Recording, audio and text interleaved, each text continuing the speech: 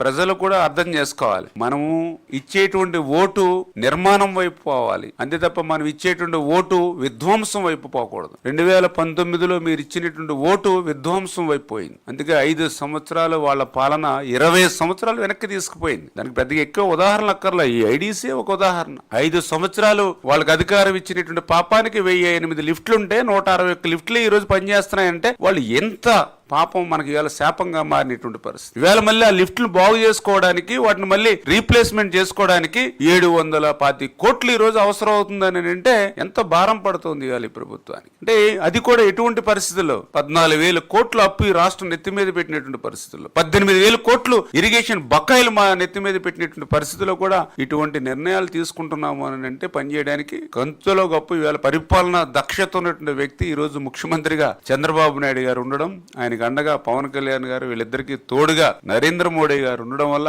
ఇటువంటి క్లిష్టమైనటువంటి కాలంలో కూడా, ఆర్థికమైనటువంటి పరిస్థితి ఇంత దుర్భరంగా ఉన్నటువంటి స్థితిలో కూడా ఇంత కార్యక్రమాలు మన డిపార్ట్మెంట్ తీసుకుంటున్నామనంటే మరి వారి పరిపాలన దక్షత అనే విషయాన్ని సందర్భంగా గుర్తు చేస్తూ, అందుచేతే ఈ యొక్క ఏదైతే రివ్యూలో మరి వాళ్ళు ఇచ్చినటువంటి చంద్రబాబు నాయుడు గారి ఇచ్చిన ఆదేశాలు ఏవైతే ఉన్నాయో, డైరెక్షన్స్ ఏవైతే ఉన్నాయో వాటిని అన్నింటినీ కూడా ఆచరణలో పెట్టేటువంటి విధంగా మరి వీటినన్నింటినీ మరి తీసుకుని ఆయన యొక్క ఆశయం, ఆయన లక్ష్యం ఏదైతే ప్రతి నీటి బొట్టిని కూడా ఒడిసిపెట్టి ఆఖరి ఎకరం వరకు తీసుకెళ్లాలి, 1 సంవత్సరం వర్షాలు బాగా రాకపోయినా కూడా కరువు అనేది రాష్ట్రంలో ఉండకూడదు అనేటువంటి ఆయన ఆలోచన, వాటర్ మేనేజ్మెంట్, వాటర్ సెక్యూరిటీ ఏదైతే ఉందో దానికి అనుగుణంగా పనిచేస్తామని చెప్పి మీ ద్వారా అందరికి కూడా తెలియజేసుకుంటూ ఉన్నాం.